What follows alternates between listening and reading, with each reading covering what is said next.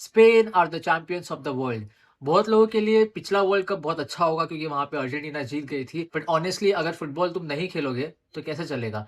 I understand कि Argentina 4-4-2 के shape में रहती है एंड स्पेन से बॉल लेना बहुत मुश्किल है। इवन फ्रांस ने भी एक भी गोल नहीं मारा था एंड अर्जेंटीना तो और नहीं मारेगी क्योंकि फ्रांस का attack is more better than Argentina. Argentina movements पे खेलती है एंड थोड़ा सा ट्रिगर उनका बढ़ता है जब वो सेकंड हाफ के बाद आते हैं। बट अगर तुम जीरो पे रहोगे ना, स्टैट्स मतलब बिल्कुल shots on target zero, big chances created zero, everything is just zero, तो एक साइडेड डोमिनेशन है पूरे स्पेन का। एंड मैं बस एक चीज बोलूंगा, मेसी के लिए इतना ज्यादा बुरा लग रहा है कि नॉट बुरा लग रहा है क्योंकि वो ये वाला गेम हार गया। Of course he won the world cup and उसको थोड़ी इज्जत दो, क्योंकि ऐसा नहीं है कि चलो ये वर्ल्ड कप हार गया तो कुछ डाउन हो गया है, नहीं। बहुत लोग एक वर्ल्ड कप जीतने के लिए कितने सालों से पीछे पड़े हुए हैं। वो लूका मॉड्रिच कितना क्लोज आया था बट नहीं हो पाया। तो बस मैं सैड बस इस चीज के लिए था कि उसका ये लास्ट गेम था एंड उसके फेस से वो दिख रहा था, the way he was crying, he was looking at the people जो क्राउड में थे, चिल्ला रहे थे, गला फाड़ के अपने इमोशंस बाहर आ रहे थे मेसी के।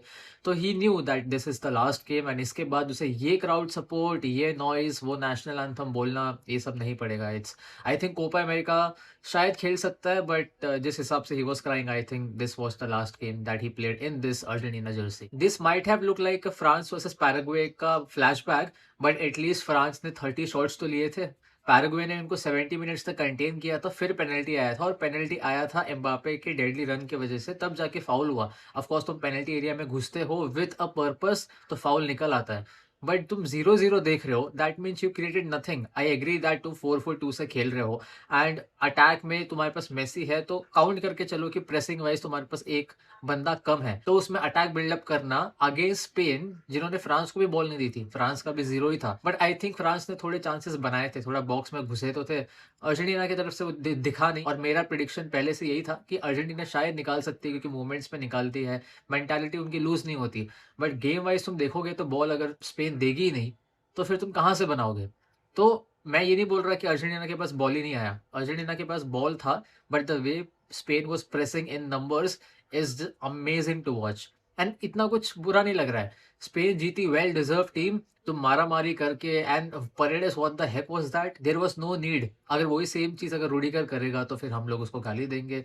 एंड रूडिगर और परेडेस जो उसने हरकतें की है, आई थिंक उसमें कुछ डिफरेंस नहीं है। अगर तुम फाउल करते हो या तुम्हारे अंदर उस चीज का गुस्सा है तो उसको अलग चीज से बाहर निकल सकता है वो, लाइक यू नो बहुत प्लेयर्स करते हैं कि शोल्डर पर टैप कर देना, धक्का दे देना, that is different thing, but the way he grabbed Gavi is not acceptable and that was a goal. अगर तुम थोड़ी सी पैर स्टेप की बात करना चाहोगे तो आई थिंक इतना वो मेक सेंस नहीं करता है, बहुत मिनिमल था एंड ओटामेंडी ऑफ कोर्स गिर गया, but that was a goal and goal आया किसने, फरहान टोरेस।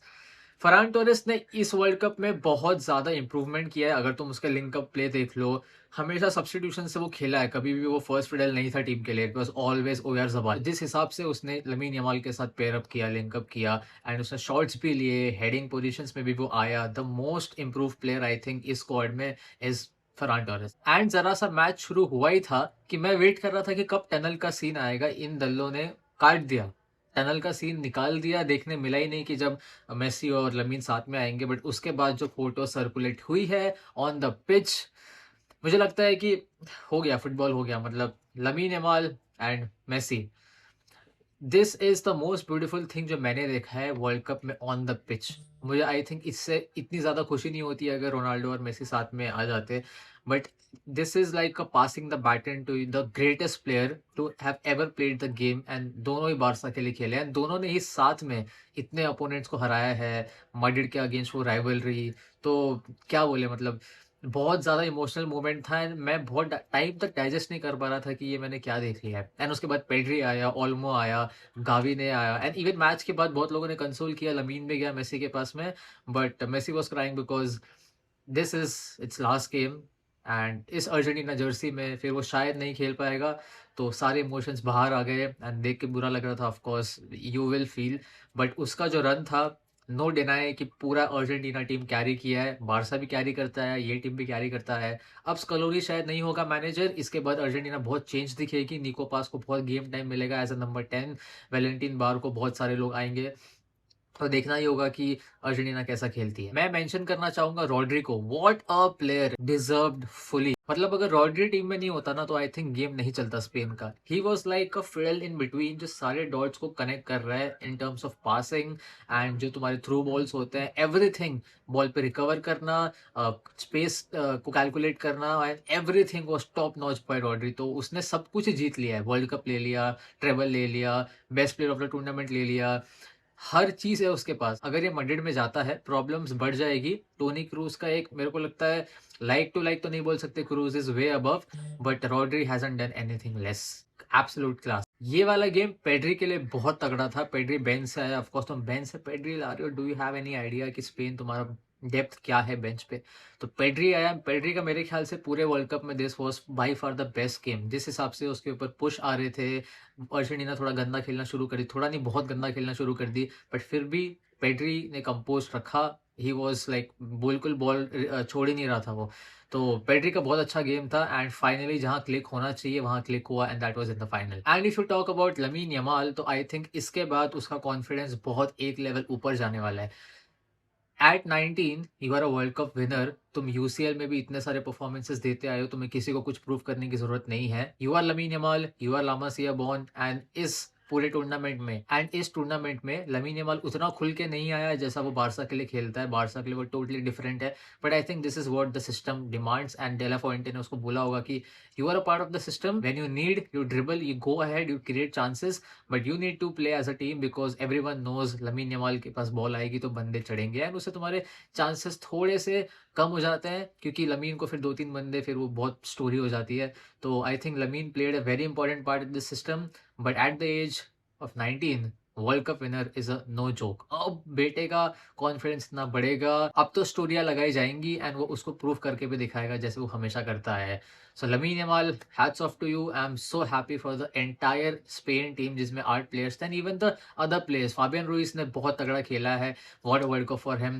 एंड गावी को उतना चांस नहीं मिला, बट ठीक है, इंजरी के बाद आया, थोड़ा थोड़ा रिकवर करेगा, चांस मिलेगा, and I hope to see Gerard Maldini to play in the next world cup. थोड़ा चांस दे दो, थोड़ा बेंच से ले एंड लेट्स सी। बारसा के लिए तो भला ही होगा, हमें तो क्या ही है। आई थिंक इस गेम में इमिलियानो मार्टिनेज नहीं होता तो अर्जेंटीना और गोल खाती। उसने लमीन का फ्री किक बचाया है, उसने ऑलमोस्ट मिखेल मरीनो का जस्ट गोल होने ही वाला था, फरान टोरेस का हेडर इजी टू कैच था वो, निको विलियम्स का जो उसने राइट बॉटम पे जो उसने सेव किया है, तगड़े सेव। मतलब Emiliano Martinez, I think he proved in this big game, but बाकी प्लेयर्स की बात करें तो बिल्कुल नहीं, they were just absolutely garbage shit. कुछ भी बोल लो, फुटबॉल तुम्हें खेलनी पड़ेगी, विदाउट फुटबॉल तुम नहीं नहीं हो पाएगा। एंड स्पेन से बॉल लेना डिफिकल्ट है, जैसे मैंने मेंशन किया, फ्रांस भी नहीं ले पाई थी, बट एटलीस्ट यार तुम एक दो तो क्रिएट करोगे ना, उसमें से शायद गोल निकल आए, बट तुमने बिल्कुल ही चांस नहीं लिया। तो आई थिंक मेसी के जाने के बाद बहुत टीम चेंज हो जाएगी इनकी। तो गाइज, ऑल इन ऑल बहुत मजा आया इस वर्ल्ड कप में। Thank you for following all the videos, really means a lot. And रात रात को जगना वो सब याद आएगा, एंड ये सब देखने के बाद अब क्लब फुटबॉल देखना पड़ेगा, जहाँ पे वही है कि सीरियसनेस उतना नहीं आता है कभी कभी। बट दिस वर्ल्ड कप हर एक टीम आई थी जीतने। तुम काबो वर्डे ले लो, डीआर कॉन्गो ले लो, एंड कुछ कुछ टीम्स है जिन्होंने डिसअपॉइंट भी किया, मुझे सेनेगल से ज़्यादा उम्मीद थी, एंड आइवरी कोस्ट मेरे लिए सरप्राइज थी, नॉर्वे इतना आगे तक आई, एंड इंग्लैंड का पता नहीं इट्स कमिंग होप कब होगा या नहीं होगा। ब्राज़ील ने बहुत ज़्यादा डिसअपॉइंट किया है। जापान के लिए तो रिस्पेक्ट है, जिस हिसाब से उन्होंने खेला था अगेंस्ट ब्राज़ील। मोरक्को बहुत एक उभरती टीम है, बुआदी का नाम आ गया सामने, ऐसे कितने प्लेयर्स के नाम आए जो अभी साइनिंग्स में जाएंगे। तो व्हाट अ वर्ल्ड कप। मतलब नींद नींद तो चली गई थी, बट ये याद ज़रूर आएगा बहुत ज़्यादा। अब नेक्स्ट वर्ल्ड कप होगा पोर्चुगल में, तो Portugal Spain will be a part of that. उसके अगला वर्ल्ड कप होगा सऊदी अरेबिया में। आई होप तुम कुछ एक ना एक तो देखने जा सकते हो, but this world cup was a pure Joy and thanks for following. इसी के साथ मैं चलता हूँ। अब क्या कर सकते हैं, मेसी के लिए बुरा लग रहा है तो लग रहा है, अब it's his last world cup, उसने बहुत कुछ दे दिया है, the legacy never fades, never fades. उसके जैसा प्लेयर आया नहीं है, ना आने वाला है, ना इतना कोई कैरी जो मुझे लगता है कोई करेगा। 3 वर्ल्ड कप फाइनल खेलना ये फुद्दू नहीं है। तो Messi, I still love you.